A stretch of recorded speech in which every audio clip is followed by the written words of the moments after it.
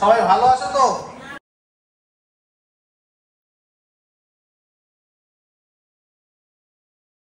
মুখ্য যোজ্যতা একটা ব্যাপার ছিল, হ্যাঁ, আমি সেটা একটু ক্ল্যারিফাই করলাম, তো তোমাকে একটু ক্লিয়ার করে দিচ্ছি। দেখো,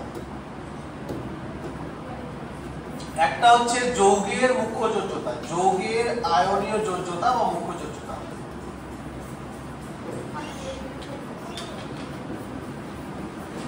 আর একটা হচ্ছে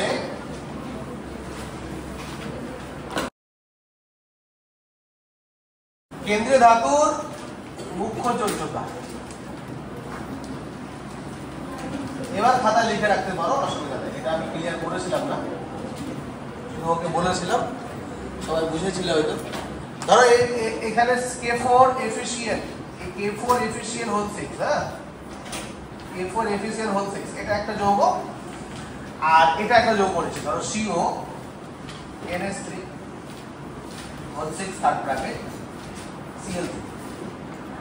এখানে আমরা দেখব যে এই দুটো যৌগের ক্ষেত্রে যৌগটির মুখ্য যোজ্যতা, একবার যদি তোমাকে বলে ডাইরেক্ট, যদি বলে আয়নীয় বা মুখ্য যোজ্যতা গোটা যৌগটার কত, সেক্ষেত্রে বাইরে যেটা থাকবে সেটা, ঠিক আছে? কি বললাম বলো তো? যৌগের যদি বলে মুখ্য যোজ্যতা, তাহলে আমি এক নম্বর লিখছি এই যৌগটার ক্ষেত্রে যৌগের মুখ্য যোজ্যতা।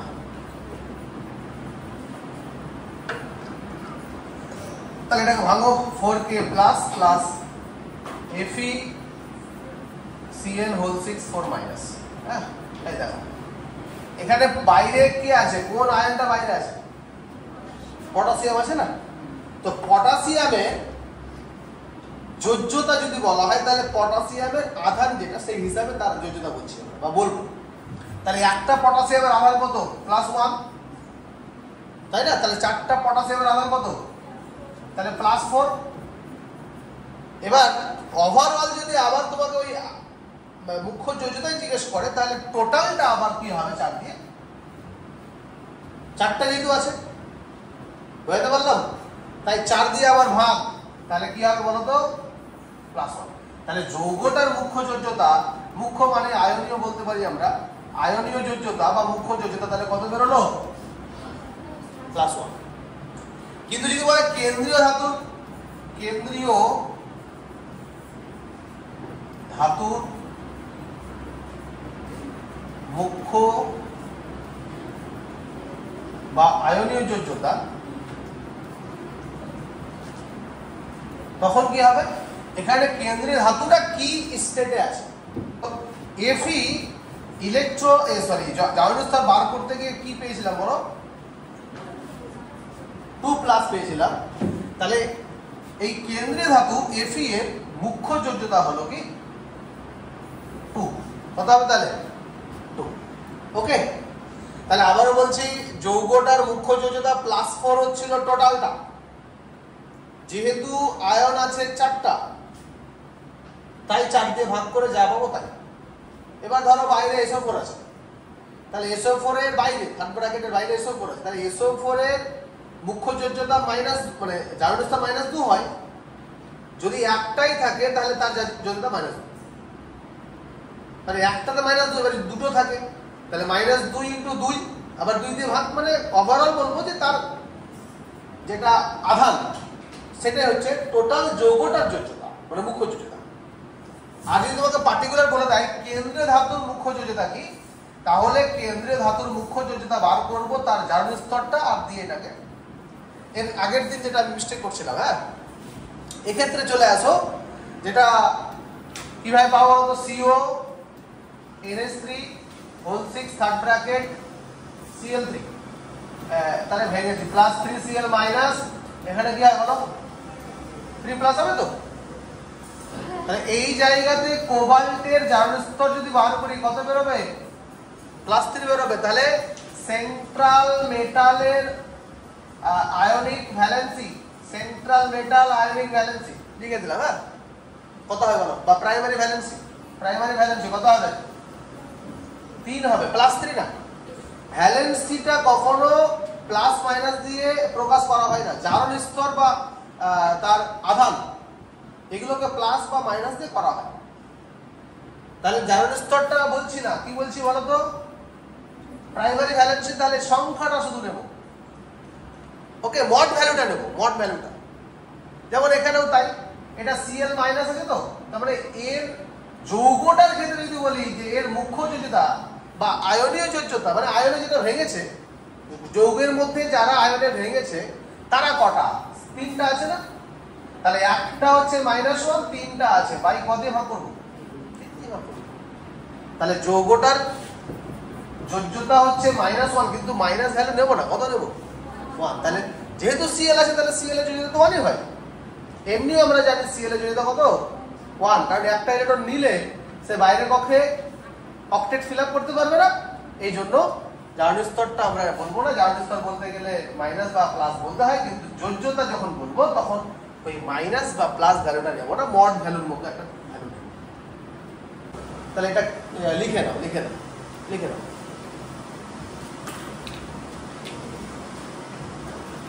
পরীক্ষায় কেন্দ্রীয়টাই দেবে, যৌগটার দেবে না, দিলেও পারবে যে যৌগের আয়নীয় যোজ্যতা কত। তাহলে যৌগে আয়নে যারা ভেঙেছে বাইরে তাদের আধানটা কত, সেই সংখ্যাটা শুধু বলবো।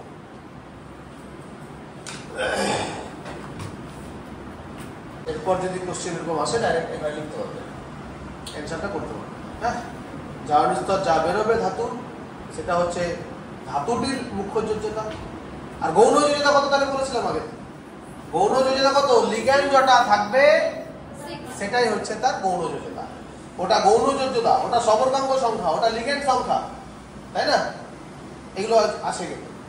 যাই হোক, এর আগের দিন দেখো বাইডেন্টেড লিগ্যান্ড অব্দি শিখিয়েছিলাম হাতে ধরে, এবং ট্রাইডেন্টেড, টেট্রাডেন্টেড, পেন্টাডেন্টেড যদি আমাকে করতে দেয় তাহলে আমি NH আর NH বা NH2 এরকম লাগিয়ে লাগিয়ে করতে পারবো। এটাও তোমাদেরকে একটু আর কি ধরিয়ে দিচ্ছিলাম যে তোমরা মোটামুটি না মুখস্থ করেও যেরকমই লিগ্যান্ড দিক না কেন তোমরা করতে পারবে। তবে এক্ষেত্রে একটু দেখে নিই, হেক্সাডেন্টেড একটা ligand, হেক্সাডেন্টেড ligand, হেক্সাডেন্টেড ligand, পেন্টাডেন্টেড ligand,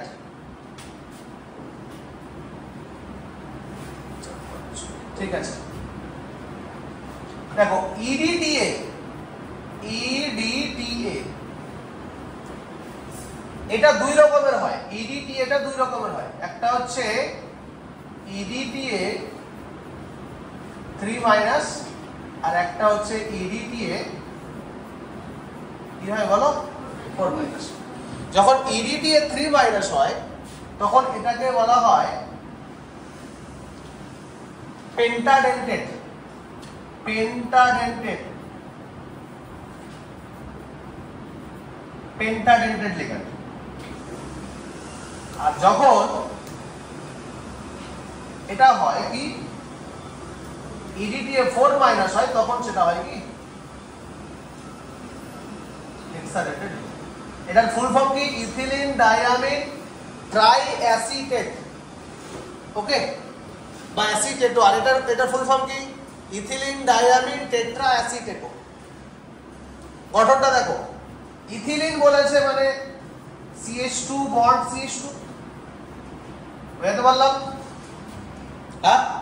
diamine বলেছে মানে এদিকে কি হবে বলো, NH2, তো NH2ই দিচ্ছি, পরে আমি এলিমিনেট করছি। ডায়ামিন বলেছে মানে এখানে একটা NH2 দিয়ে দিলাম, সমস্যা। অ্যাসিটেট, অ্যাসিটেট, অ্যাসিটিক অ্যাসিডের সঙ্গে কি বলো, CH3COOH, তাহলে অ্যাসিটেট দেব। তো যদি সিটাকে অ্যাটাক করি, মানে সি এর সাথে বন্ড করি, তাহলে CH3 এর একটা হাইড্রোজেন উঠাতে হবে, সোজা কথা, তাই না। তাহলে এখানে CH2 C double bond O, bond O minus. দেখো ভালো করে খেয়াল করো, এটা CH3COOH হতো, হতো তো। অ্যাসিটিক অ্যাসিড তো বলে দিনি আমি, অ্যাসিটেট বলেছি, তার মানে H+টা কি থাকবে, থাকবে না, তাহলে ওখান থেকে বাদ দিয়ে দিলাম। আচ্ছা, নাইট্রোজেনের হাত কটা, 3টা। তা আমি যখন এখানে বন্ড করেছিলাম NH2 দিয়েছিলাম, সেটা মেনে নিয়েছিলাম, বাট এখানে যখন বন্ড দিলাম তার মানে এখানে হাইড্রোজেন কটা থাকা উচিত, একটা, তাহলে এটাকে কেটে দিলাম। আচ্ছা ফাইনালি কাটছি। হ্যাঁ, এবার দেখো এই জায়গাতে আরেকটা দিলাম CH2 double sorry single bond C double bond O O minus. তাহলে অ্যাসিডেট কটা হলো? ডাই অ্যাসিডেট। আচ্ছা এবার দেখো এই জায়গাতে যদি আমরা কি করি, CH2 bond C double bond O bond O minus, তখন হয়ে গেল কি ট্রাই অ্যাসিডেট। ঠিক আছে, তাহলে এই ক্ষেত্রে লিগ্যান্ডটা কটা ডেন্টেড? তো আমি আগে হাতগুলো ক্লিয়ার করে দিই। এটা কি থাকা উচিত? না। এখানে কটা থাকা উচিত বাবু? এখানে কটা থাকা উচিত? একটা। তাহলে এইটা দিয়ে সে অ্যাটাক করবে, এইটা দিয়ে সে অ্যাটাক করবে, দেখো এটা দিয়ে অ্যাটাক করবে, এখানে লোন পেয়ার আছে এটা দিয়ে অ্যাটাক করবে, এখানে লোন পেয়ার আছে সে এটা দিয়ে অ্যাটাক করবে, এখানে লোন পেয়ার আছে এটা দিয়ে অ্যাটাক করবে, এখানে লোন পেয়ার আছে সরি নেগেটিভ চার্জ আছে এটা দিয়ে অ্যাটাক করবে। তাহলে কত ডেন্টেড হলো? 5 dented. 5 dented but negative charge কটা? তিনটা। 1 2 3, তাই এর মাথায় কত চার্জ দিয়েছি? 3 মাইনাস। তাহলে ইডিটি এ একটা ভাগ পেলাম, বুঝতে পারছি? এবার ভালো করে দেখো যে এই যে লিগ্যান্ডের দাতা পরমাণু নাইট্রোজেনও দাতা পরমাণু, বুঝতে পারছি? তাহলে দাতা পরমাণু নাইট্রোজেন, তাহলে এই দুটো কি অ্যানায়নিক নাকি প্রশম? কিন্তু বাকি তিনটে কি? তাহলে পরীক্ষায় কোশ্চেন যদি এরকম দেয় যে এমন একটা লিগ্যান্ডের উদাহরণ দাও যে লিগ্যান্ডে দাতা পরমাণু দুটি নিউট্রাল তিনটি অ্যানায়নিক, তাহলে ইডিটিএ বলে আসলে ভুল হয়ে যাবে। কি বলবো? EDTA 3 minus. ওকে, একই রকম ভাবে তোমাকে যদি বলে যে এমন একটি লিগ্যান্ডের উদাহরণ দাও যেখানে 4টা অ্যানায়নিক দাতা আর দুটো নিউট্রাল দাতা, তখন হয়ে যাবে কি ইডিটিএ 4 মাইনাস। তাহলে এখান থেকে আমি তোমরা তো টুকে নিয়েছো। আচ্ছা ঠিক আছে, আমি নিজে থেকে টুকছি আবার। ঠিক আছে, দেখো তাহলে CH2 single bond CH2 single bond এর এদিকে CH2 CO O মাইনাস। আচ্ছা আমি সিম্পল ভাবে লিখে দিচ্ছি O মাইনাস। হ্যাঁ, এখানেও দেখো এর CH2 COO মাইনাস, এখানেও CH2 COO মাইনাস। তখন দাতা 6টা বাট 3টা অ্যানায়নিক, দুটো নিউট্রাল, তাই না? তার মানে এইখানে এটা একটা করতে পারবে দাতা হিসেবে, এই একটা দাতা হিসেবে ব্যবহার হবে, এই একটা দাতা হিসেবে ব্যবহার হবে, এই একটা দাতা হিসেবে ব্যবহার হবে। এখানে নাইট্রোজেনের লোন পেয়ার আছে, এই আবার ব্যবহার হবে, এই আবার ব্যবহার হবে। তাহলে 6টা দাতা, তার মধ্যে 2টা নিউট্রাল আর 4টা অ্যানায়নিক। তাহলে এখানে 2টি প্রশম দাতা পরমাণু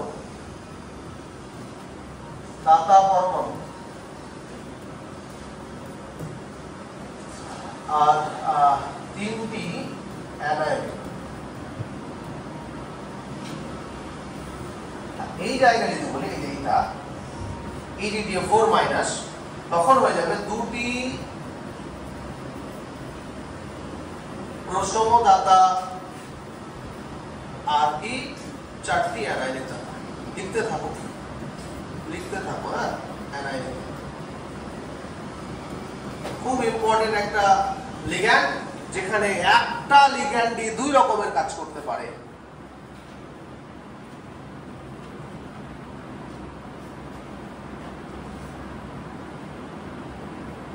এক্ষেত্রে লিগ্যান্ডটা যখন ইডিটিএ 3 মাইনাস বলে রাখা ভালো, এক্ষেত্রে লিগ্যান্ডটা কিন্তু পেন্টাডেন্টেড। কি ডেন্টেড বলো?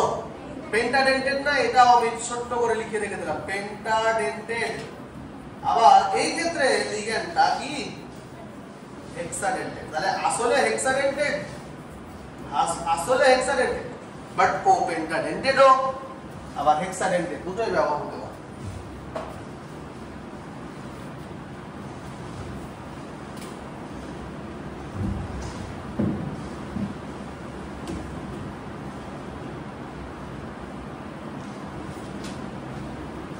লিগ্যান্ডের অন্যান্য প্রকারভেদ, কতক্ষণ দাঁড়িয়ে থাকবো, লিখো। লিগ্যান্ডের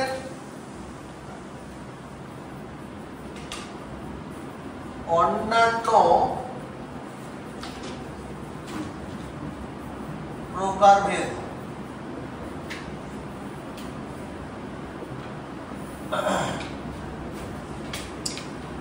যেগুলো আমরা নরমাল লিগ্যান্ড বলছিলাম, মনোডেন্টেড, বাইডেন্টেড, ট্রাইডেন্টেড, টেট্রাডেন্টেড, পেন্টা, হেক্সা, হেপ্টা, আনলিমিটেডটা যত করতে পারি আমরা, নাইট্রোজেনকে বসাবো বা অ্যাসিটেটের সি ডবল ও গ্রুপটাকে বসাবো, দিয়ে করতে পারবো, চলতেই থাকবে চলতেই থাকবে। যেমন এখানে হেক্সাডেন্টেড বললাম, এবার দেখা গেল আরেকটা বসালাম, করতে পারি।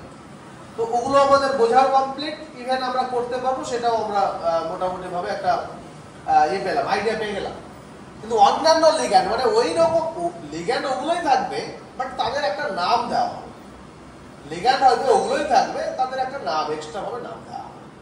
দুটো দাতা পরমাণু থাকলে বাইডেন্টিটি বলবো, একটা দাতা পরমাণু থাকলে মনোডেন্টিটি বলবো, তার অন্য কিছু নাম হবে না, এটা ব্যাপার নয় আর কি। তার জন্য অন্যান্য ভাগগুলো আমাকে শিখতে হবে, জেনে রাখাটা ভালো।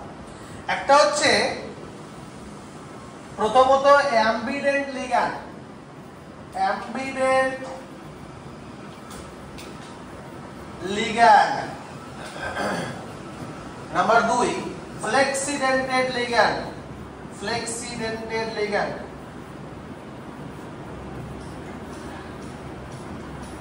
নাম্বার 3 চিলেটিং লিগ্যান্ড,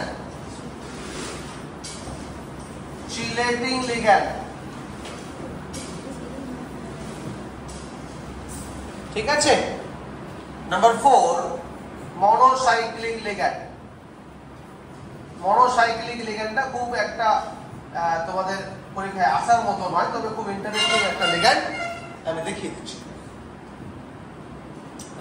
অ্যাম্বিডেন্ট, ফ্লেক্সিডেন্টেড, চিলেটিং, মনোসাইক্লিক করবে ক্লাসিক্যাল লিগ্যান্ড, ক্লাসিক্যাল লিগ্যান্ড সবগুলো একসাথে করিয়ে দিলাম। নাম্বার 6 হচ্ছে নন ক্লাসিক্যাল লিগ্যান্ড, নন ক্লাসিক্যাল লিগ্যান্ড। ওকে, দেখো এখানে করব আর মেটাবো, আবার করব আবার মেটাবো। হ্যাঁ, ভালো করে করবে। অ্যাম্বিডেন্ট লিগ্যান্ড কারা?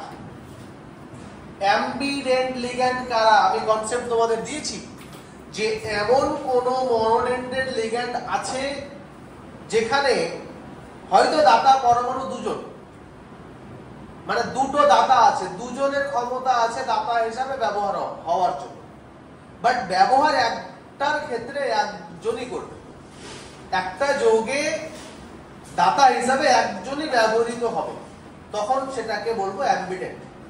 দুমুখ সাপ যেরকম বলে, দুমুখ সাপ আমি না শুনেছি, আজ অব্দি চোখে দেখিনি। হ্যাঁ, যে মুখে খায় ও মুখেই নাকি ছাড়ে, দুমুখ সাপ। তো দুমুখ সাপের সত্যিকারের সাপটার অস্তিত্ব নাই, কিন্তু ওইরকম অস্তিত্ব অনেক মানুষ আছে, ঠিক না? হ্যাঁ, আছে না? নাই আছে না? না, সাপ আছে, আমি দেখিনি, আমি দেখিনি, কিন্তু যাই হোক থাকতে পারে। তো অ্যাম্বিডেন্ট দুমুখ সাপ যেরকম বলা হয়, যে কোন একটা, আমি বলছি অ্যাম্বিডেন্ট লিগ্যান্ড তো এরকম বলবো যে কোন একটা মুহূর্তে যে মুখটা সে ব্যবহার করছে অপর মুখটাকে সে ব্যবহার করে, আবার কোন একটা মুহূর্তে অপরটাকে সে ব্যবহার করছে কিন্তু আগেরটাকে সে করতে পারে না। মানে দুটো উভমুখ থাকতে পারে, বাট লিগ্যান্ড হিসাবে যখন ব্যবহার হবে তখন সেই একটা দাতা দিয়েই ও কিন্তু জটিল যৌগটা ফর্ম করবে।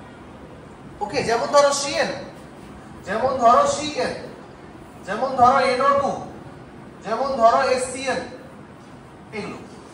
সিএনটা সায়ানাইড, NO2টা নাইট্রাইট বা নাইট্রো, আর HCNটা হচ্ছে থায়োসায়ানাইড। ঠিক আছে, তাহলে সিএন দেখো ভালো করে খেয়াল করো, সিএন এরকম ট্রিপল বন্ড থাকে, যখন নাইট্রোজেন তার লোন পেয়ার দিয়ে অ্যাটাক করে তখন এনসি, তার মানে Fe একবার এনসি হতে পারে, আবার একবার Fe কি হতে পারে বলো? সিএন। তার মানে কি, যেটা আগে লিখে থাকবে দাতা পরমাণু, সেক্ষেত্রে সেটা। এখানে সি আগে লেখা আছে, তার মানে এফি কে দান করেছে কোন পরমাণুটা বলো, সিটা, তাই এটা অ্যাম্বিডেন্ট লেখা। এটা কখনো ভাববে না যে স্যার সিএন এর দুটো দাতা কি একসঙ্গে ব্যবহার হতে পারে না। উত্তর হচ্ছে পারেনি, এক্সপেরিমেন্ট দেখা গেছে, তাই আমরা আলোচনা করছি। কিন্তু এরকম আছে যেখানে দাতা দুটো আছে আবার দুটো একসঙ্গে ব্যবহার হয়েছে, এটার কোশ্চেনের আনসার নেই যে স্যার ওটা দুটো কেন একসাথে ব্যবহার হয় না বলে এক্সপেরিমেন্ট দেখছি বলে আলোচনা করছি। কোশ্চেনটা বুঝতে পারছো তো? তাই কেন পারে না সেটার মাথায় আনার দরকার নেই, ও পারে না বলেই আমরা আলোচনাটা করছি যে হ্যাঁ ও পারে না। এবার চলে যায় NO2। ধরো CU বা CO NO2, যখন NO2 থাকবে তখন দাতাকে N, আবার যখন CO ONO থাকবে তখন দাতাটাকে O। তাহলে দাতা পরমাণু এখানেও দুটা, বাট দুটো দাতা একসঙ্গে ব্যবহার হয় না, তাই এরা অ্যাম্বিডেন্ট।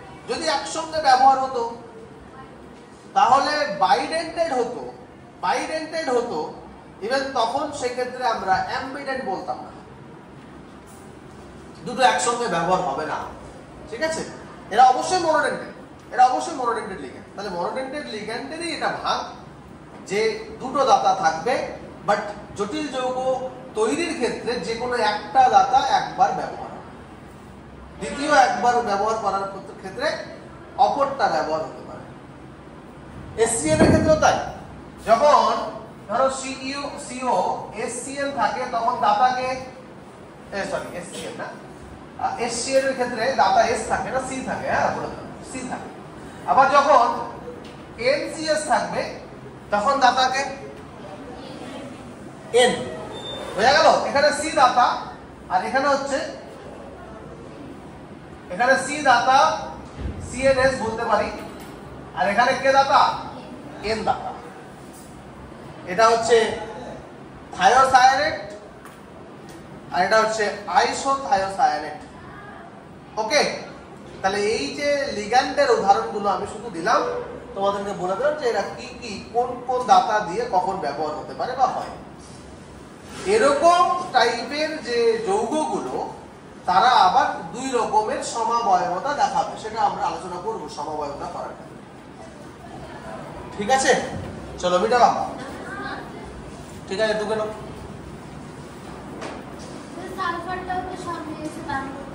সালফারের লোনটা থাকে, মানে থাকলেও সি দিয়ে করে, সালফার দিয়ে করে।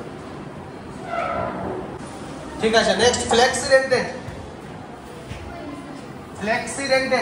টুকা হয়ে যাওয়ার কথা, ঠিক আছে, 5-6টা তো আছে। ফ্লেক্সিডেন্টেড নিচে করে লিখো, উপরে জায়গা আছে তো। নাম্বার 2 কি করে বলো তো, ফ্লেক্সিডেন্ট লিগ্যান্ড।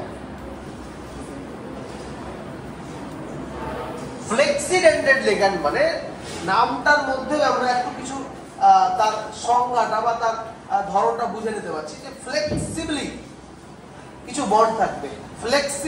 বন্ড থাকবে, তাদের ক্ষেত্রে ফ্লেক্সিডেন্টেড লিগ্যান্ড হবে। উদাহরণটা আমি দিচ্ছি, এবার তোমাদেরকে ওটা চেনার উপায়, ধরার উপায় বা সংজ্ঞা সবকিছু এখান থেকে বলে দিচ্ছি। যেমন ধরো SO4 2- কি হয়, SO4 কে যদি আমরা এরকম ভাবে স্ট্রাকচারটা দেখি, তাহলে দুদিকে ডাবল বন্ড ও আর দুই দিকে সিঙ্গেল বন্ড ও মাইনাস। দেখো তো বুঝতে পারছো কিনা, এরকম থাকে তো, থাকে না?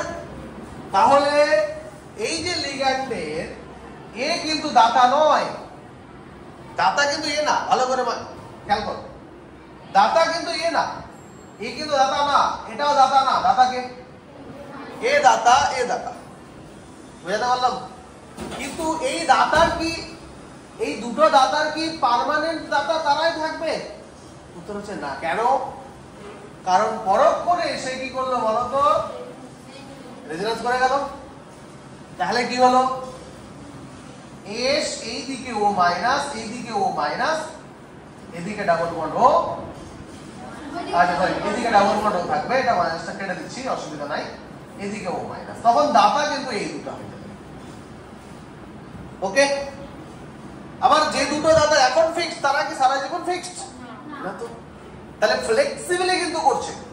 এবার মজার বিষয় কি, যে এই দুটোর মধ্যেও আবার, এই দুটো দাতার মধ্যেও আবার কোন মুহূর্তে দেখি যে SO4 দুটো দাতা দিয়ে ব্যবহার হতে পারে না, কোনো একটা দিয়ে ব্যবহার হচ্ছে, মানে ফ্লেক্সিডেন্টের লিগ্যান্ড গুলোর ক্ষেত্রে। যেমন CO3 2 মাইনাস, CO3 কি, এইদিকে একটা O মাইনাস, এদিকে একটা O মাইনাস, এদিকে একটা ডাবল বন্ড।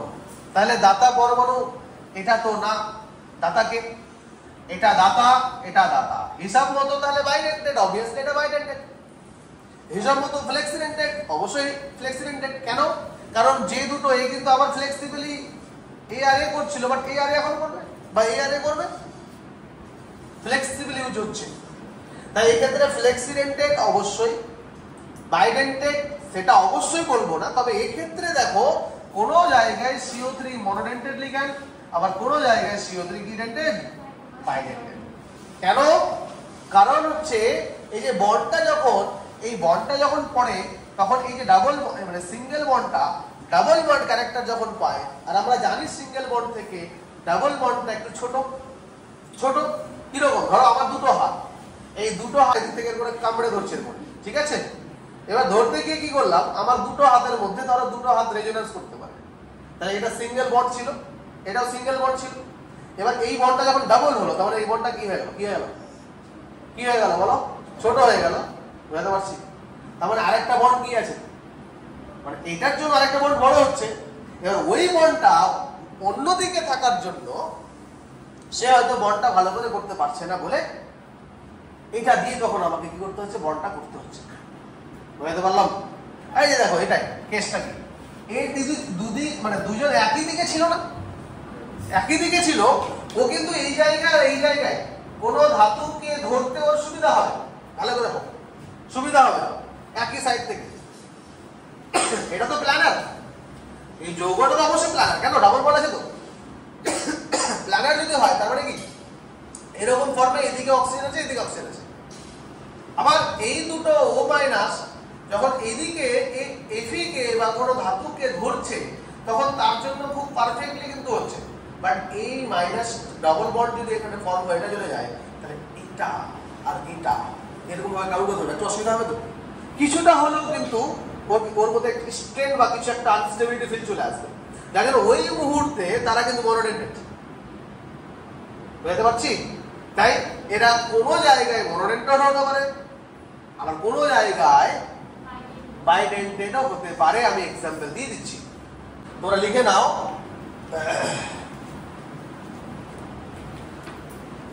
CO3 কোনো জায়গায় মনোডেন্টেড, CO3 কোনো জায়গায় বাইডেন্টেড। কাকে দিয়েছো আপনি, কিছু মনে করবেন না, ধরা পড়বে তো খায়রুল স্যারের কাছে।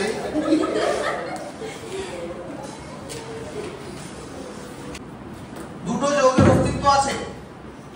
এবার একটু দেখে নাও যে এখানে CO3টা কি ডেন্টেড, ভালো করে দেখো তো, এখানে CO3টা কি ডেন্টেড, CO 6টা লিগ্যান্ডকে যদি ধরে, 4টা মনোকে ধরে রেখেছে, তার মানে যে আছে সে অবশ্যই বাই। বুঝতে পারলাম? আর এখানেও 6 জনকে ধরবে, 5 জন মনোকে ধরে রেখেছে, মানে কি অবশ্যই মনো। তাহলে CO3 এই দুটো যৌগ কিন্তু স্টেবল কম্পাউন্ড। তার মানে কোন জায়গায় CO3 মনোডেন্টেড, কোন জায়গায় CO3 বাইডেন্টেড। তাহলে ভালো করে লক্ষ্য করো যে ফ্লেক্সিডেন্টেড লিগ্যান্ড যেটা আমরা যখন মনে করব সেটা তখন হয়তো আছে, কিন্তু কোনো মুহূর্তে সে কিন্তু তার ব্যবহার চেঞ্জ করতে পারে। কি বললাম, বাইডেন্টেড যখন দেখছি তখন বাইডেন্টেড ঠিক আছে, কিন্তু কোনো মুহূর্তে সে কি হতে পারে, মনোডেন্টেড লিগ্যান্ড রূপে ব্যবহার হতে পারে, এই রেজোন্যান্সের কারণে। এই উদাহরণ দুটো এতক্ষণ তো দুটোই বলছিলাম। এখানে CO লিগ্যান্ড কটা রাখে, যেহেতু 4টা মনো আছে, তার মানে এ অবশ্যই কি বাই। তাহলে এই জায়গায় বাইডেন্টেড হিসেবে ব্যবহার হলো CO3 বাইডেন্টেড হিসেবে ব্যবহার হলো। আবার এই জায়গাতে 5টা মনো আছে, মানে এই কি অবশ্যই মনো, তার মানে মনো রূপে ব্যবহার হলো। তাহলে ফ্লেক্সিডেন্টেড লিগ্যান্ড কোন মুহূর্তে মনোডেন্টেড বাইডেন্টেড কোন মুহূর্তে আবার। ওকে ঠিক আছে, নেক্সট মেটাবো। তাহলে কি ফ্লেক্সিডেন্টেড লিগ্যান্ড, এদিকে তাকাও, তাহলে কি ফ্লেক্সিডেন্টেড লিগ্যান্ড, আমাকে দেখাচ্ছি কি আগে বলো। তাহলে কি ফ্লেক্সিডেন্টেড লিগ্যান্ডকে ইডি দিয়ে বলতে পারো? ইডি দিয়ে কি ফ্লেক্সিডেন্টেড লিগ্যান্ড বলতে পাবো? পাবো। ইডিটিএ কে ফ্লেক্সিডেন্টেড লিগ্যান্ড কি বলতে পাবো? অবশ্যই, অবশ্যই। কারণ কি, ওই যে ও মাইনাসটা রেজোন্যান্স করতে পারে তার পাশে সি ডাবল বন্ড ও এর সাথে, তাই না? তাহলে যে এ কিন্তু আসলে সেক্সারেন্টেড বাট ও পেন্টাডেন্টেড হিসাবে ব্যবহার হতে পারে। ইডিটিএ তাহলে অবশ্যই কি dentate ligand? Flexidentate ligand. Okay, mind it. ঠিক আছে, নেক্সট চিলেটিং পয়েন্ট করো। চিলেটিং, চিলেটিং যারা চিল্লায় বেশি,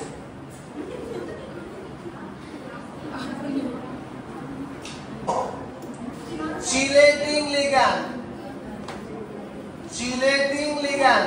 what is the chelating ligand বলো তো? যারা চিল্লায়। শোনো, চিলেটিং লিগ্যান্ড হচ্ছে সেই সমস্ত লিগ্যান্ড, যে সমস্ত লিগ্যান্ড কেন্দ্রীয় ধাতুর সাথে যুক্ত হলে এমন একটা বলয় শৃঙ্খল তৈরি করে ফেলে যেটা বাইরে থেকে জালের মতো জালকাকার একটা বিন্যাস লাগে, তারাই হচ্ছে চিলেটিং লিগ্যান্ড।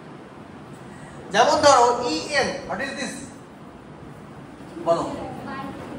Ethylene diamine. যেমন ধরো ডাইইএন, ডাইইএনটা কি? Diethylene triamine, diethylene triamine. Okay, diethylene triamine. এই যে আমি এটা তোমাদেরকে দুটো দিয়ে দেখাচ্ছি চিলেটিং লিগ্যান্ড, কেন এদের চিলেটিং বলবো। দেখো, কেউ লিখবে না এখন, ভালো করে দেখো। CO EN whole 3 third bracket 3 plus. আরেকটা লিখছি CO dien whole twice third bracket 3 plus. তাহলে যা একটা চান্স দিলাম, অসুবিধা নাই। এইটাকে যদি আমরা গঠন দেখি, এর আগের দিন আমি দেখিয়েছিলাম, তাহলে গঠন দেখলে কি হবে? NH2 CH2 CH2 NH2 NH2, এটা অন্য কালিতে করে দিতে হবে, CH2 CH2 NH2, আবার NH2 CH2 CH2 NH2। দেখো তো, চিলেটের মতো, চিলেট বলছি মানে জালের মতো মনে হচ্ছে না? যেরকম মনো সিঙ্গেল সিঙ্গেল থাকলে ফাঁকা লাগতো, এখন তো তার থেকে একটু শৃঙ্খলের মতো শুরু হচ্ছে। এবার একটা যৌগ এরকম থাকে, তার পাশে আরেকটা যৌগ যদি ওরকম শৃঙ্খল নিয়ে থাকে, তাহলে তো অনেকটাই জালের মতো শৃঙ্খল তৈরি হবে। ইমাজিন করতে পারছো আশা করছি। তাই যারা এরকম কেন্দ্রীয় ধাতুকে ঘিরে শৃঙ্খল তৈরি করতে পারে, বলয়াকার শৃঙ্খল তৈরি করতে পারে, জালের মতো বিন্যাস তৈরি করতে পারে, তাদেরকেই বলবো আমরা চিলেটিং লিগ্যান্ড। যেমন EN chelating, dien chelating, DMG chelating, ACSE chelating, গ্লাইসিনেটও চিলেটিং, OX2- চিলেটিং, এরা সবাই কিন্তু chelating. Trimethylene tetramine chelating, bipyridine chelating, মানে যেগুলো এর আগের দিন ছবি দেখিয়েছিলাম বোর্ডে, ওদের অলমোস্ট মানে মনোডেন্টেড গুলো বাদে বাইডেন্টেড যেগুলো ছিল ওদের অলমোস্ট সবাই কিন্তু চিলেটিং। এর আগের দিন দেখিয়েছিলাম অক্সালেটো, মনে পড়ছে? অক্সালেটো দেখিয়েছিলাম, অ্যাসিটেটো, অ্যাসিটেট অ্যাসিটেটো, DMG ডাইমিথাইল গ্লাইঅক্সিন, গ্লাইসিনেটো, এগুলো যেগুলো ছিল বাইপিরিডিন, হ্যাঁ, ওগুলো সবই চিলেটিং লিগ্যান্ডের উদাহরণ। কারণ ওরা কেন্দ্রীয় ধাতুর সাথে ওই অসমযোজী বন্ধন গঠনে ওরা এরকম একটা শৃঙ্খল তৈরি করে, যেটার ফলাফল বা যেটার ফাইনাল স্ট্রাকচার, ওই গঠনটা লাগে বলয়াকার জালের মতো। ডাইমিথাইল গ্লাইঅক্সিন লিখে নাও, কালকে ছবিটা আমি এঁকেছিলাম তো, ডাইমিথাইল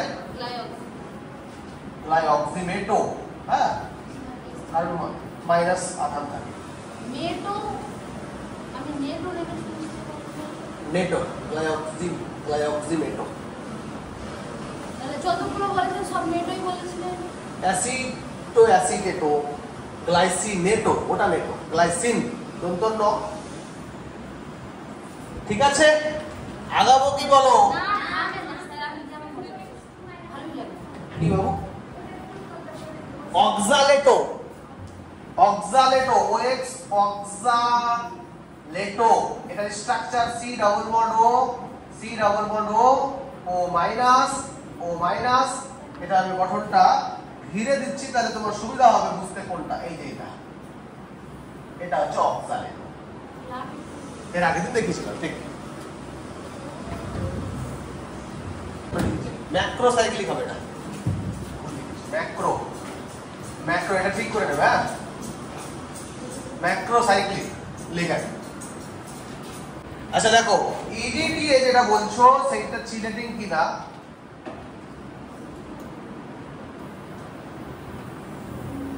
লেখা হয়েছে সবার তো? দেখো, ইডিটিএ 4 মাইনাসটাই লিখছি।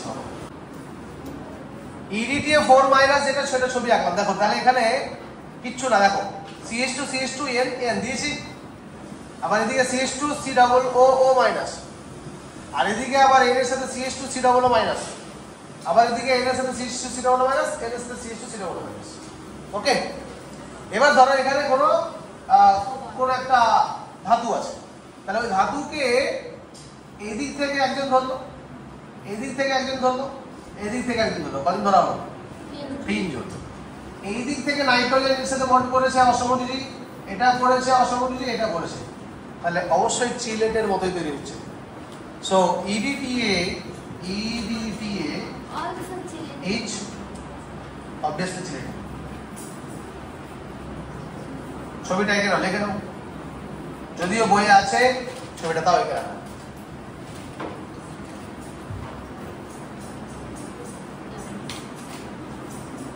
আমি কোশ্চেন দেখে এটা করেছি, তার মধ্যে না সেদিন শেষ হবে। তোমার কোশ্চেনের অ্যানসার হয়েছে? আমি অন্য কিছু বলছি।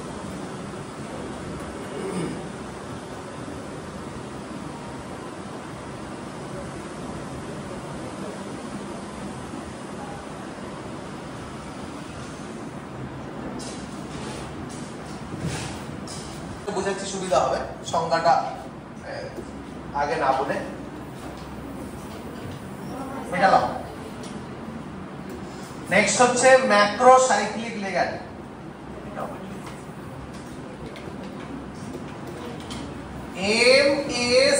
MACRO, macrocyclic ligand. মনোসাইক্লিক লিখেছিলাম, ওটা ভুল লিখেছিলাম, চেঞ্জ করে নেবেন।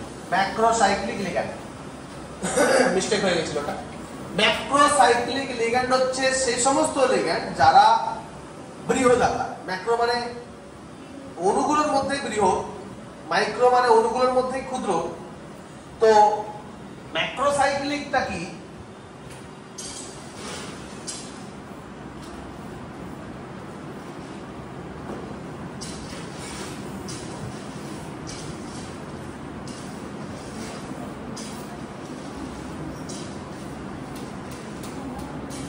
দেখো, এমন একটা লিগ্যান্ড, এটা একটা লিগ্যান্ড, এমন একটা লিগ্যান্ড যে লিগ্যান্ডে মিনিমাম 2 বা ততোধিক দাতা পরমাণু থাকবেই। তার মানে অবভিয়াসলি এটা পলিডেন্ড্রিটিক। ম্যাক্রোমলিকিউলার লিগ্যান্ড, ম্যাক্রোসাইক্লিক লিগ্যান্ডের মধ্যে এটা স্পষ্ট হয়ে গেল যে এরা কখনোই মনোডেন্টেড লিগ্যান্ড হতে পারে না। এরা অবশ্যই 2 বা ততোধিক দাতা পরমাণু বিশিষ্ট লিগ্যান্ড যারা বৃহদাকার, অণুগুলির মধ্যে যারা বৃহদাকার। কি কন্ডিশনটা কি বা কি বৈশিষ্ট্যটা কি?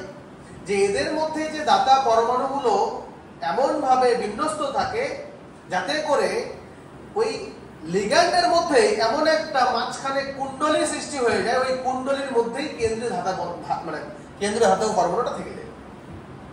দেখো, এই যে এইটুকু থেকে এইটুকু, আবার এইটুকু থেকে এইটুকু, তাহলে এটা একটা কুণ্ডলীর মতো হয়ে গেছে না? তাহলে এই কুণ্ডলের মিডিলে আমি যদি কোনো ধাতব পরমাণুকে রেখে দিই, তাহলে ওই ধাতব পরমাণুর সাথে এরা কিন্তু অসমযোজী বন্ধন গঠন করে রাখতে পারে। তাহলে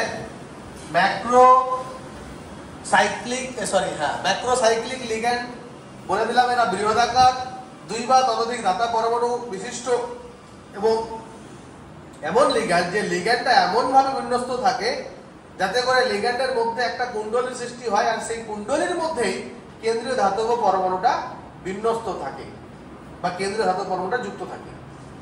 এই রকম লিগ্যান্ড গুলোকে বলবো ম্যাক্রোসাইক্লিক লিগ্যান্ড। উদাহরণ, এইটার নাম হচ্ছে ক্রাউন ইথার, লেখা রাখো, crown ether, ether, crown ether. আরেকটা হয় পরফাইরিন রিং, এটা 1 নম্বর উদাহরণ। 2 নম্বর লিখে রাখো porphyrin ring, porphyrin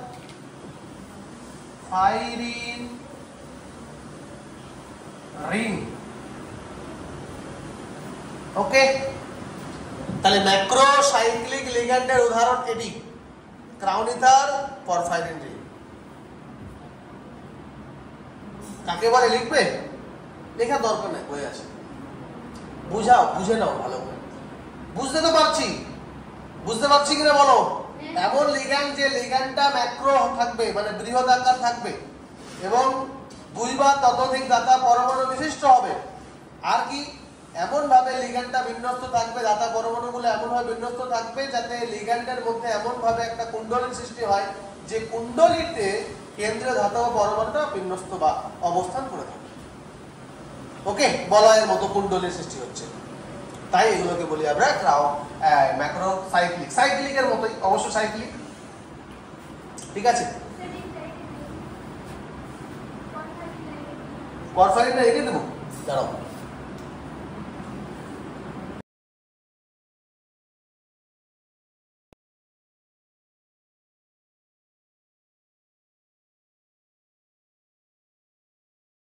porphyrin ring, porphyrin ring, ring. ঠিক আছে, চলে আসবে। এই যে চলে আসছে। বাপ রে, ফার্স্ট ছবি আনবো না না। এখানে নাও, এটা এখানে নাও। হ্যাঁ, তোমার হয়েছে? হ্যাঁ। তাহলে বলো। আর দেন ক্লাস। হয়েছে আঁকা, উঠাবো? হয়েছে? আচ্ছা, মিটালাম। এমনি সুন্দর লাগে। কিভাবে মিটাবো?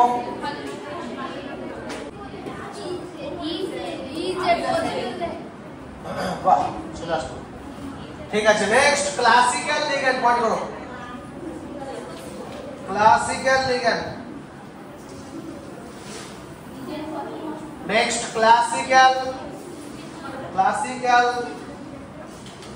লিগ্যান্ড 5 নাম্বারটা, ক্লাসিক্যাল লিগ্যান্ড। কি ব্যাপার? ক্লাসিক্যাল লিগ্যান্ড হচ্ছে এরা নিঃসঙ্গ ইলেকট্রন জোড় দান করবে, যেটা প্রথাগত আর কি। ক্লাসিক্যালের বাংলাটাই হচ্ছে প্রথাগত। আমরা অসমযোজী বন্ধন গঠনের যে শর্তটা জানি ইন জেনারেল, সেরকম ভাবে কেন্দ্রীয় ধাতুর সাথে যে সমস্ত লিগ্যান্ড যুক্ত থাকে, অসমযোজী বন্ধনটা গঠন হয় কিসের মাধ্যমে? লোন পেয়ারের মাধ্যমে বা দুটো ইলেকট্রনের মাধ্যমে, মানে নেগেটিভ চার্জ হলে হয় কিছু ক্ষেত্রে। তাহলে যারা নিঃসঙ্গ ইলেকট্রন জোড় কিংবা ওইরকম দুটো ইলেকট্রন দিয়ে কেন্দ্রীয় ধাতুর সাথে বন্ধন গঠন করে, অসমযোজী বন্ধন গঠন করে, তাদেরকে আমরা প্রথাগত লিগ্যান্ড বলবো।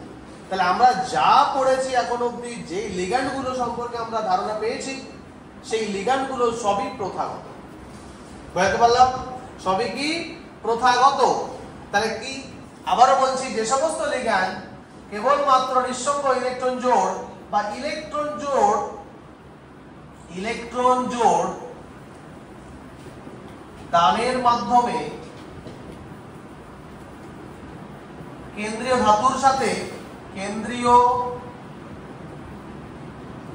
ধাতুর সাথে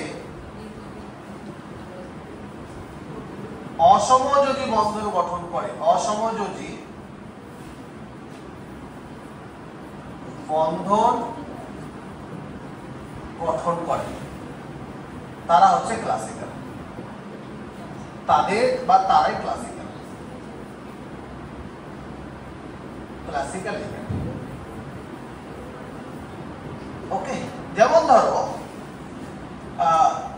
NH3 classical, H2O classical, Cl- classical, Cl- classical, F- classical, যা যা পড়েছি মোটামুটি ভাবে সেগুলো সবই ক্লাসিক্যাল। এরা সিগমা বন্ড করে, অসমযোজী বন্ধনটাও একটা সিগমা বন্ড, তাহলে কেন্দ্রীয় ধাতুর সাথে সিগমা বন্ধনের মাধ্যমে এরা যুক্ত থাকে।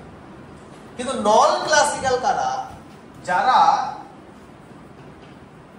নন ক্লাসিক্যাল লিগ্যান্ড, যেসব লিগ্যান্ড কেন্দ্রীয় ধাতুকে ইলেকট্রন জোড় দেয়, তবে কোথাকার ইলেকট্রন জোড়? পাই বন্ধনের ইলেকট্রন জোড় দেয়। দাঁড়াও তো লিখবে, শুনে নাও। নন ক্লাসিক্যাল লিগ্যান্ড সেই সমস্ত লিগ্যান্ড যারা কিনা কেন্দ্রীয় ধাতুকে লোন পেয়ার দেয়, লোন পেয়ার বলছি সরি, ইলেকট্রন জোড় দেয়, তবে এই ইলেকট্রন জোড়টা তার লোন পেয়ার কিংবা নরমাল ইলেকট্রন জোড় না। কোথাকার ইলেকট্রন জোড়? পাই বন্ধনের ইলেকট্রন জোড় দেয়, তাদেরকে আমরা নন ক্লাসিক্যাল লিগ্যান্ডস বলবো। যেমন জৈসে সল্ট, তার মানে আমি একটু বলে দিই, এরা বা লিগ্যান্ডরা পাই বন্ধনে অংশগ্রহণকারী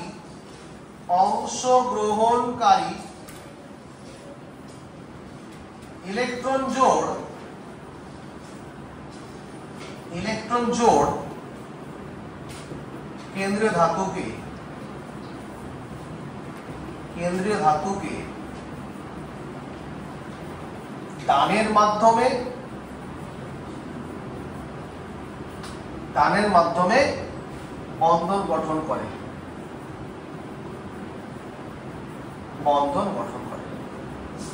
তাহলে কি বললাম দেখো, যেমন ধরো জাইসেস সল্ট, GZEISSES, জাইসেস আবার এস, সল্ট,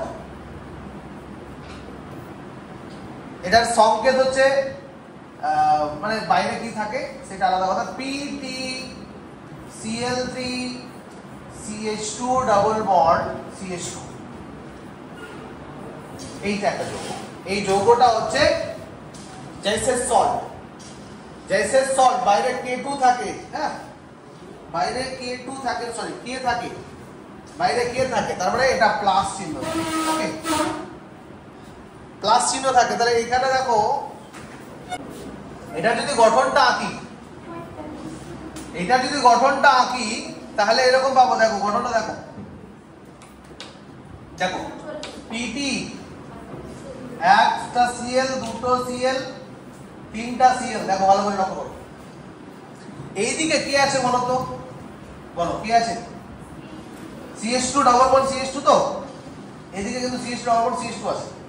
কি হয়, এ কিন্তু লোন পেয়ার দিতে পারবে না, কারণ Cl দিতে পারতো, ভালো করে দেখো, Cl এই Cl দিতে পারতো, এই Cl দিতে পারতো, কিন্তু এইখানে C অলরেডি কার্বনটা হাইড্রোজেনের সাথে বন্ডে অংশগ্রহণ করে আছে, তাই ও কিন্তু পারবে না। ওই সমস্ত লিগ্যান্ডরা কি করে জানো? এই সমস্ত লিগ্যান্ডরা তারা ডাবল বন্ডের দুটো ইলেকট্রনকে দান করে রাখে, এইভাবে ডাবল বন্ডের দুটো ইলেকট্রনকে দান করে রাখে। তাহলে এই লিগ্যান্ডটা হচ্ছে কি লিগ্যান্ড বলো? নন ক্লাসিক্যাল লিগ্যান্ড। এইটা জাইসেস সল্ট, এইটা যখন একসাথে দিবে তাহলে বাইরে কে থাকে তাই। এরকম আরেকটা যৌগ আছে, সেটা হচ্ছে ফেরোসিন। তো এটি ঢুকে নাও, তারপর আমি ফেরোসিনে দেখাচ্ছি। তো তখন আমি একটু সব কিছু বলতে হয়। ক্লাসিক্যাল পয়েন্ট হয়েছে, ও লেখা হয়ে গেছে না? ঠিক আছে, আরেকটা আছে 7 নম্বরে পয়েন্ট করবে, পাই অ্যাসিড লিগ্যান্ড। পয়েন্ট করো, পাই অ্যাসিড লিগ্যান্ড। বাই, এখন বাই করবো। পাই অ্যাসিড লিগ্যান্ড,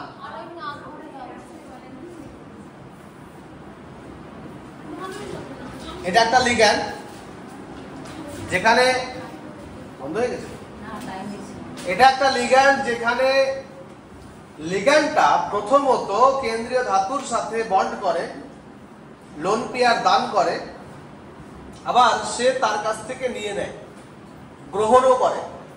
কিরকম দেখো, যেমন পাইঅ্যাসিড লিগ্যান্ডের একটা উদাহরণ, আচ্ছা বলে দিই, এরা এরা কেন্দ্রীয় ধাতুকে নিঃসঙ্গ ইলেকট্রন জোড় দান করে সিগমা বন্ড গঠন করে, সিগমা বন্ধন গঠন করে। আবার পুনরায় ধাতুর কাছ থেকে ইলেকট্রন জোড় গ্রহণ করে পাই বন্ধন গঠন করে। তাই এদেরকে কি বলে, সিগমা ডোনার আর পাই অ্যাকসেপ্টার। সিগমা দান করছে, পাই নিচ্ছে। দাঁড়াও, লেখা স্টপ করো এখন। এটা ধরো কেন্দ্রীয় ধাতু XYZ, কিছু একটা কেন্দ্রীয় ধাতু, এম মানে মেটাল দিয়ে লিখলাম। আর পাইঅ্যাসিড লিগ্যান্ডের একটা এক্সাম্পল হচ্ছে CO। কি বললাম? CO। তাহলে এখানে কি আছে বলো তো, কি আছে বলো? কি আছে? কার্বনের লোন পেয়ার আছে, মানে ইলেকট্রন জোড় আছে। ও ফার্স্টে একে দিল, দেওয়ার পরে তাহলে এই যে বন্ধনটা, সেই বন্ধনটা কি বন্ধন? যদি অসমযোজী বন্ধন হয় তাহলে তো সিগমা। আবার এর তো ইলেকট্রন দেওয়ার ইচ্ছা নেই, কিন্তু ক্যান্সেল করবো, ইচ্ছে নেই, কিন্তু এ আবার কি করে, তার ইলেকট্রন জোড়, এই দুটো না, তার ইলেকট্রন জোড় এর কাছ থেকে এ নিয়ে নেয়। এ দুটো দিলে ওই দুটোই না, কিন্তু অন্য ইলেকট্রন জোড় এর কাছ থেকে আবার ব্যাক করে এ নিয়ে নেয়,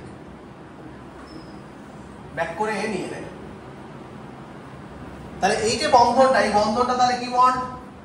পাই বন্ড। ঠিক আছে? তাহলে দান করলো সিগমা, নিল পাই, তাই এই লিগ্যান্ড গুলোকে বলা হয় সিগমা ডোনার পাই অ্যাকসেপ্টার লিগ্যান্ড। ওকে, যে পাই বন্ডটা গঠন করছে সেই পাই বন্ডটা পিছন দিক দিয়ে বন্ড করছে না, এই ফ্রন্ট দিয়ে যদি মনে করি, এটাকে ফ্রন্ট মনে করি, তাহলে এটা কি ব্যাক। তাই এইটাকে বলা হয় back bonding. Back bonding formation. তাহলে বলো তো কোন লিগ্যান্ড ব্যাক বন্ডিং ফর্ম করতে পারে? পাইঅ্যাসিড লিগ্যান্ড। অ্যাসিড কাদেরকে বলেছি আমরা? যারা লোন পেয়ার গ্রহণ করতে পারে, যারা লোন পেয়ার গ্রহণ করতে পারে তারা অ্যাসিড। তাহলে অবশ্যই সেটা মিলে গেল। কি এরা পাই বন্ডের ইলেকট্রন, বা পাই বন্ডের ইলেকট্রন বলতে ইলেকট্রন জোড় নিয়ে পাই বন্ড ফর্ম করছে, তাহলে নিচ্ছে যখন সে অ্যাসিড, গঠন করছে পাই, তাই পাই অ্যাসিড। নিচ্ছে বলে অ্যাসিড, আর নিয়ে গঠনটা পাই বন্ড হচ্ছে বলে পাই অ্যাসিড। বুঝতে পারছি? তাই এই রকম লিগ্যান্ড কেন্দ্রীয় ধাতুর সাথে অলওয়েজ কটা বন্ড করে বলো? কটা বন্ড করে? দুটো বন্ড করবে, একটা হচ্ছে সিগমা আর একটা হচ্ছে পাই বন্ড। তাহলে পাই বন্ড যেটা করে, তাহলে এই লিগ্যান্ড গুলোকে, এই জন্য এই লিগ্যান্ড গুলোকে আমরা বলতে পারি sigma donor and pi acceptor ligand. বুঝতে পারছি? তাহলে এরকম ভাবে আমরা পাইঅ্যাসিড লিগ্যান্ডকে দেখাবো। ওকে, আর একটা আছে, আরেকটা উদাহরণ লিখে নাও, PR3। এটা example number 1।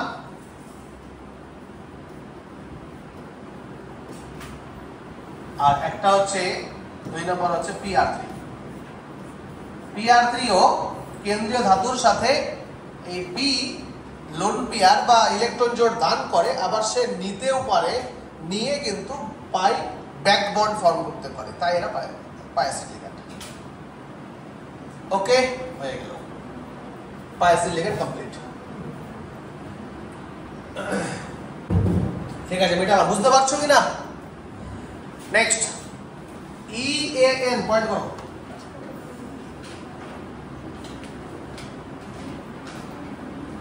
EAN rule, EAN rule এর আগের দিন কি একটা EAN রুলের জন্য তাড়াহুড়া লাগাচ্ছিল। EAN কে করছিল, কে তাড়াহুড়া করছিল? শবনম। আমি কোথায়? EAN এর ফুল ফর্ম হচ্ছে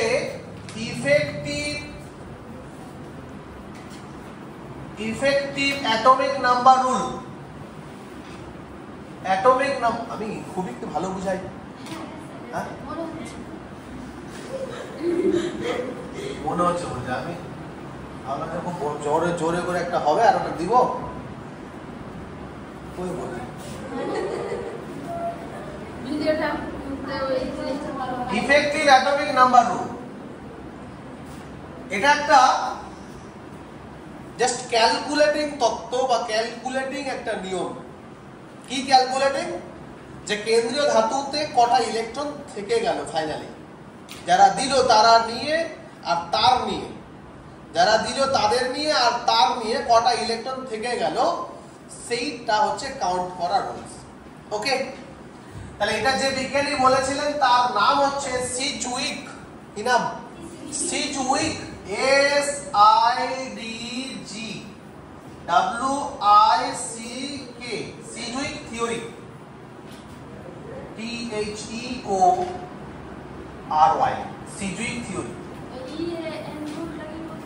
হ্যাঁ, EAN রুলসটা যে বিজ্ঞানী করেছিলেন তার তত্ত্ব সিজউইক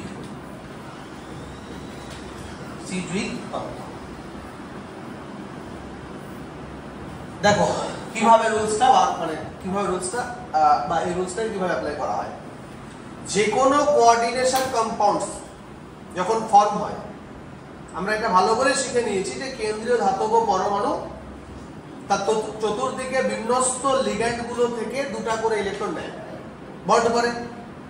বন্ড করে সে হোক সিগমা বন্ড হোক পাই বন্ড, কিন্তু ইলেকট্রন জোড় দুটা করে নিচ্ছে। কিছু ক্ষেত্রে এক্সেপশনাল হতে পারে, সেটা আলাদা কথা, কিন্তু নিচ্ছে এবং নিয়ে তার ইলেকট্রন যতটা ছিল আর টোটাল নিল যতটা, এবং সেগুলোর টোটাল যোগফলটাই EAN। তাহলে EAN রুলস, EAN যে কোনো পরমাণু যে কোনো যৌগের যে কোনো কোঅর্ডিনেশন কম্পাউন্ডসের কেন্দ্রীয় ধাতুর EAN বার করার নিয়মটা লিখে দিচ্ছি, দেখে নাও। যার বার করবো, যার যে ধাতুটা বা যৌগটার মধ্যে যে ধাতুটি আছে সেই ধাতুটির বা কেন্দ্রীয় ধাতুটির কেন্দ্রে লিখে দিচ্ছি।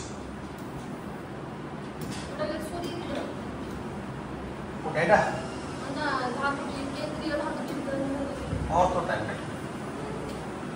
কেন্দ্রীয় ধাতুর পারমাণবিক সংখ্যা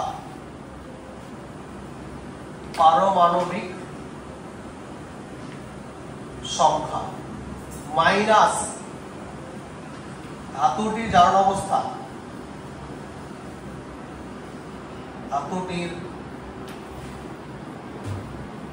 অবস্থা,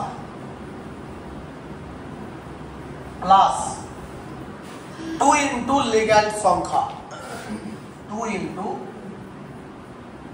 লিগ্যান্ড সংখ্যা।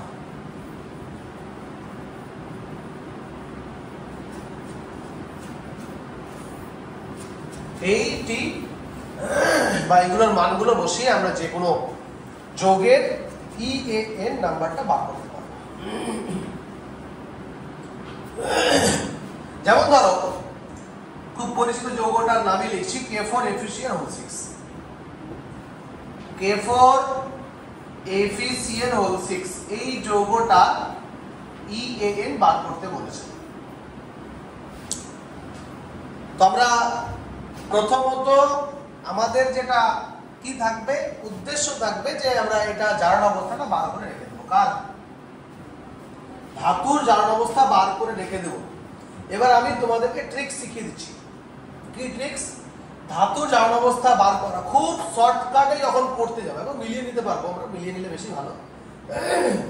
আমি ওটা রিস্ক নিতে বলছি, মানে রিস্কের সময়, ঠিক আছে? কিন্তু এমনিতে তোমাদের রিস্ক নেওয়ার দরকার নেই, তাড়াহুড়া করে করবে না, খুব ইঞ্জিনিয়ারিং করে দেবে। তা আমি কি রিস্কটা নিতে যাচ্ছি দেখো। এই যে ধাতুর জারণ অবস্থা, যে আছে তার পাশে লিগ্যান্ড কটা আছে? সবর্গাঙ্ক সংখ্যা তাহলে কত? 6। আমি 4 নাম্বার ওয়ার্নার্সের থিওরি 4 নাম্বারে লিখে দিয়েছিলাম, যদি 6টা লিগ্যান্ড থাকে তাহলে তার জারণ অবস্থা +2 হয়, +3 হয়। Very good.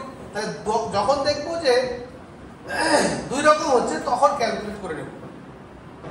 আর যদি 2 রকম না হয়, যদি একরকমই থাকে তাহলে কনফার্ম ওটাই।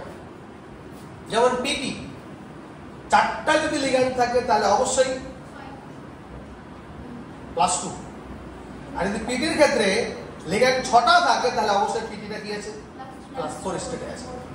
ওকে, এরকম ভাবে লিখে দিয়েছিলাম, বইয়েও আছে, ভালো করে দেখতে পাবে তোমরা। তাহলে এটা বার করে নেওয়াটা ভালো। ওকে, তাহলে x -1 * 6 কত হচ্ছে? এটা কত হবে তাহলে? 4 প্লাস না 4 মাইনাস, তাহলে -4।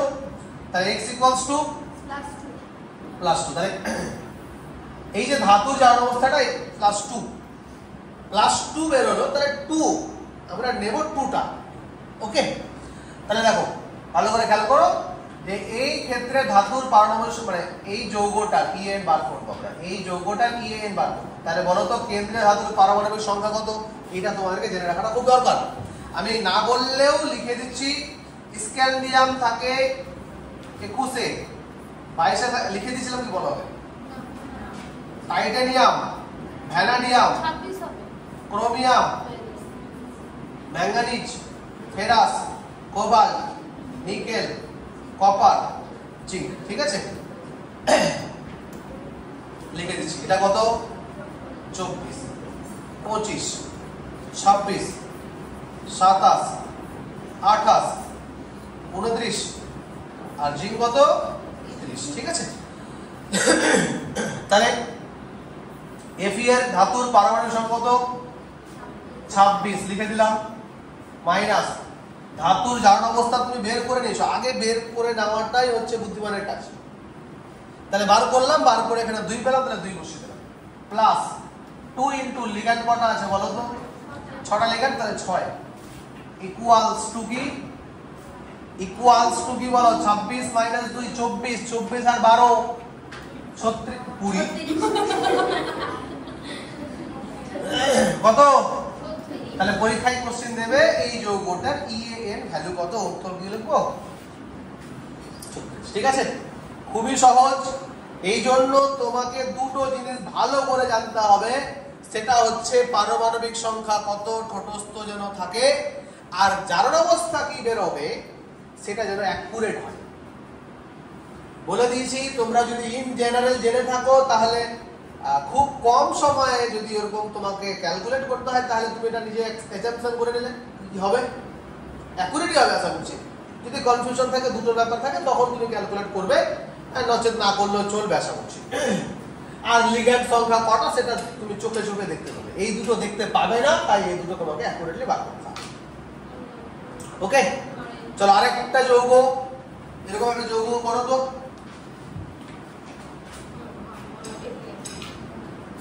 দেখো K3, এরকম একটা যৌগের EN বার করে দেখো। K3 FeCl6 করো, K3 FeCl6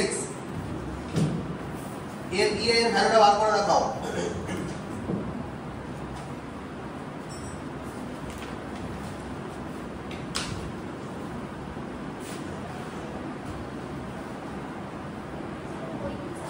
very good.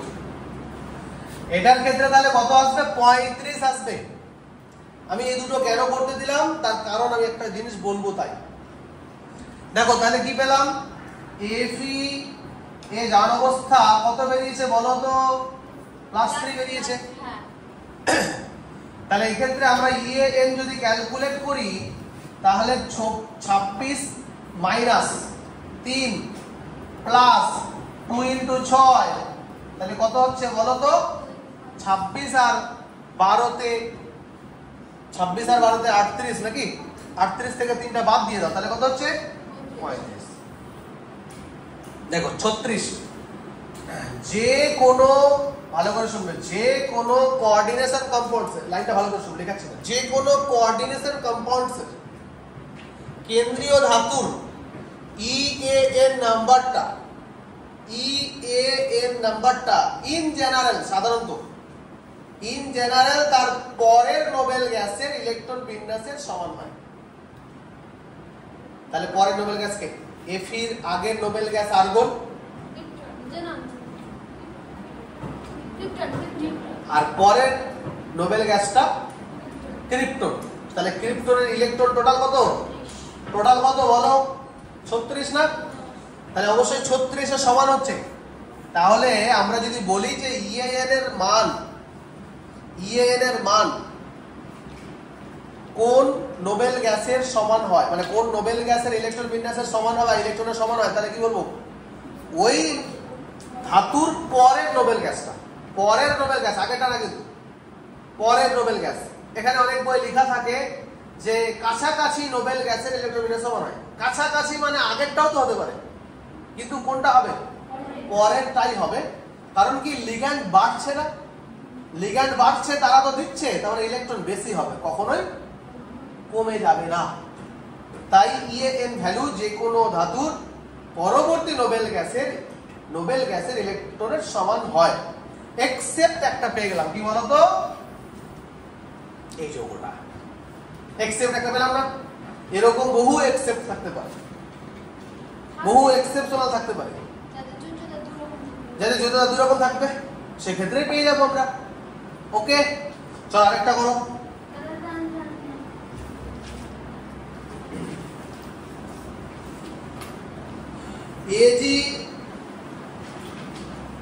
AgNH3(2) third bracket plus AgNH3(2) third bracket plus AgNH3(2) third bracket plus.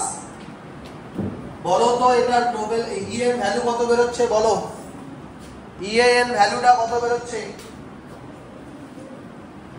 এই ইলেকট্রন গুলো অবশ্যই তোমরা মাথায় রাখবে, হ্যাঁ, কতগুলো ইলেকট্রন অবশ্যই মাথায় রাখবে, এটি একদম যাতে প্র্যাকটিস শুরু করার মুহূর্তে যেন মনে পড়ে যায়।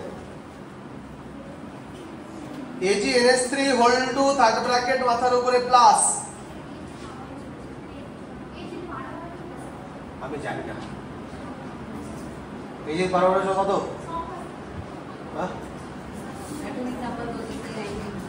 ঠিক আছে 47 হবে।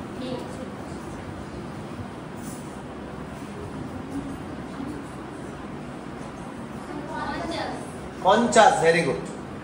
তাহলে Ag যদি 47 হয়, তাহলে তার পরের নোবেল গ্যাসটা কে?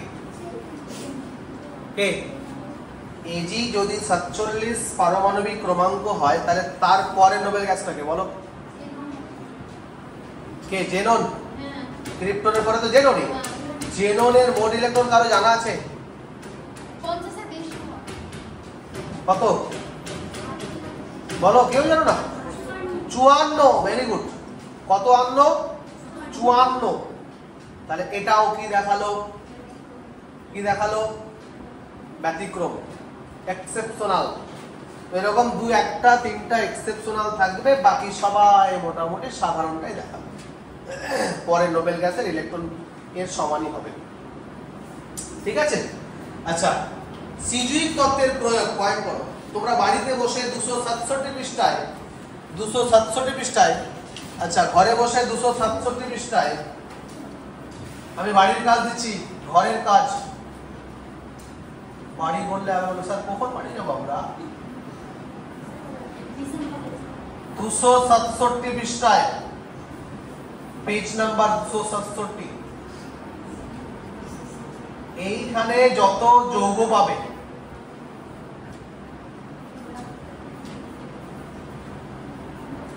যৌগগুলি PAN বার করে আসবে। হ্যাঁ, PAN ক্যালকুলেট করে আসবে।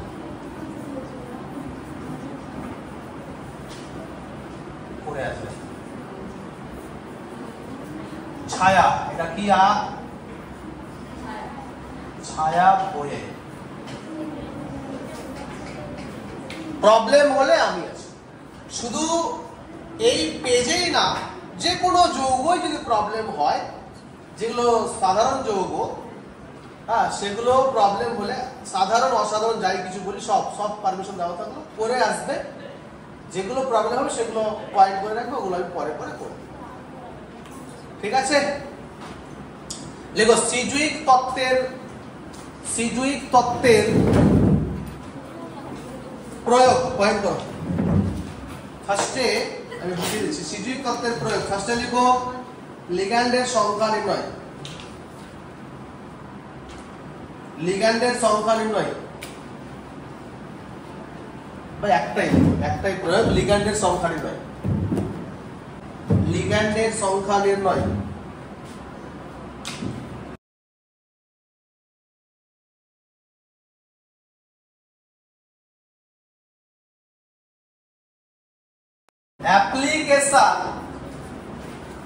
application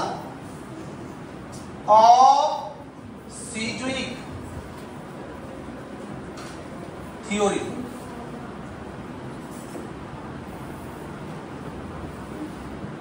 ফার্স্টে লিখো নিকেল কার্বনিল যৌগে লিগ্যান্ডের সংখ্যা নির্ণয়। নিকেল কার্বনিল যৌগে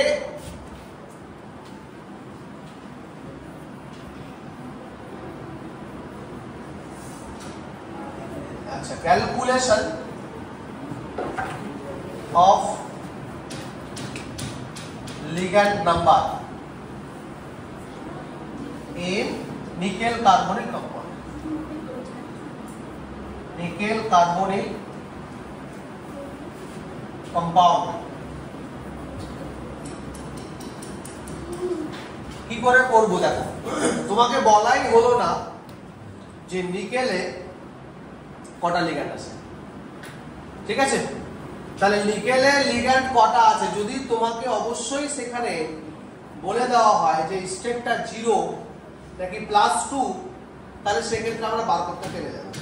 ঠিক আছে, নিকেল অবশ্যই কার্বনিল যৌগে 0 স্টেটেই থাকে। তাহলে দেখো নিকেলের ইলেকট্রন নাম্বার কত, নিকেলের ইলেকট্রন নাম্বার কত, পারমাণবিক সংখ্যা কত,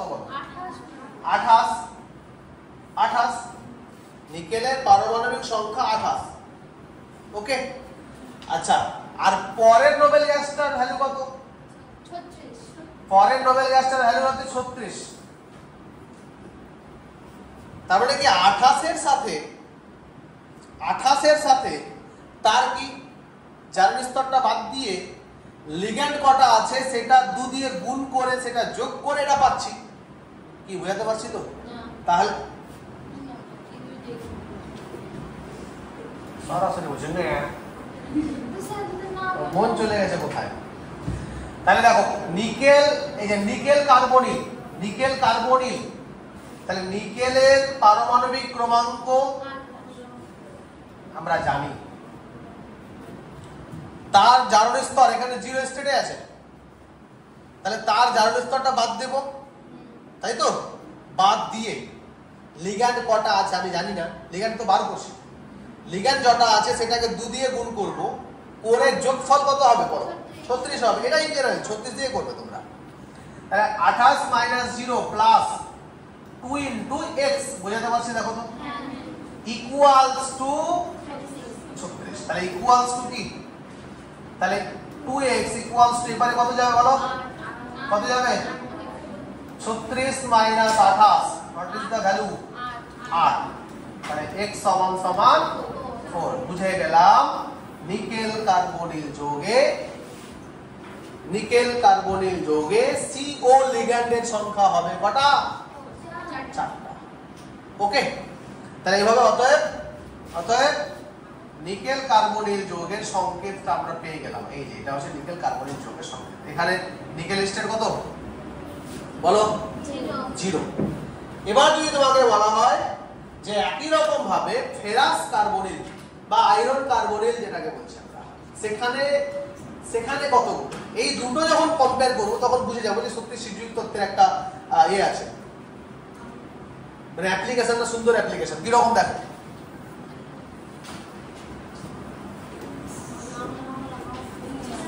দেখো আয়রন কার্বনিল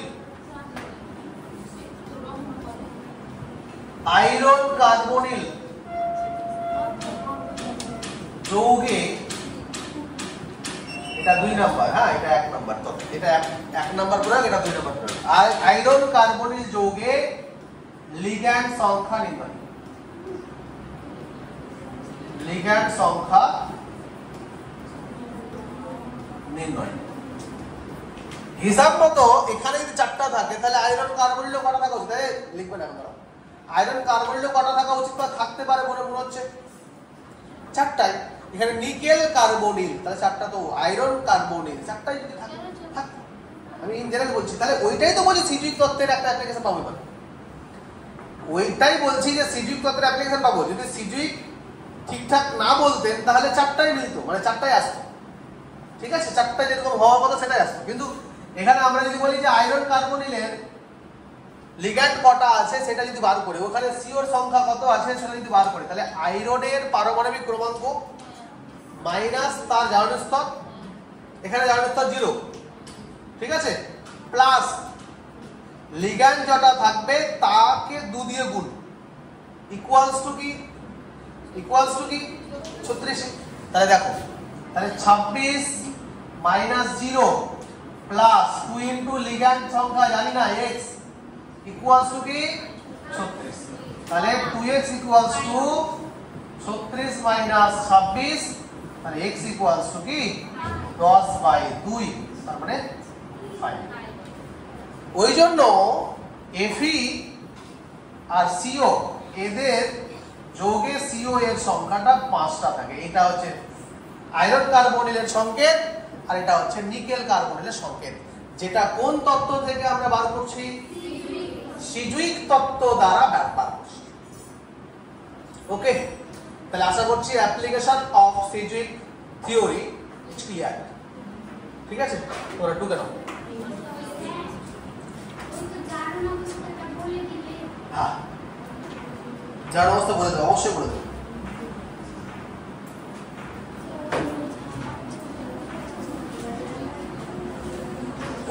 ঠিক আছে, নেক্সট IUPAC, দেখো IUPAC,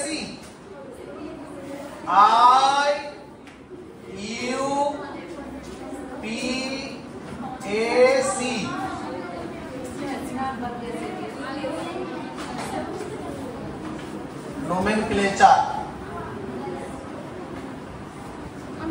টপিকটা পরের দিন হবে। আজকে এই পর্যন্তই। তোমরা সুন্দর করে পড়বে, খাতায় যা যা লিখলে সেগুলো বারবার দেখবে, এবং যেগুলো তোমাদেরকে শুধু বুঝিয়েছি সেগুলো সংজ্ঞাটা লেখানো হয়নি, সেগুলো বইয়ে সুন্দর করে সংজ্ঞা লেখা আছে, আমি বুঝিয়ে দিয়েছি, সেগুলো ভালো করে পড়বে, ঠিক আছে।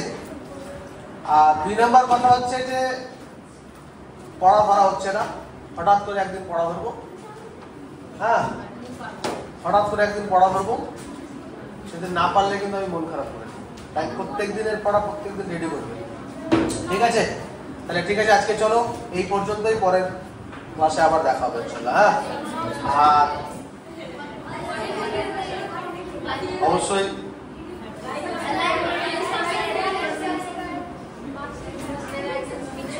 চ্যানেলটিকে সাবস্ক্রাইব করবে আর মন দিয়ে পড়বে, ক্লাসগুলো খুব সুন্দর করে গোটা গোটা ক্লাস দেখবে, কোনো সমস্যা হলে কমেন্টে লিখে দেবে, ঠিক আছে। চলো, ভালো থাকো, বাই বাই।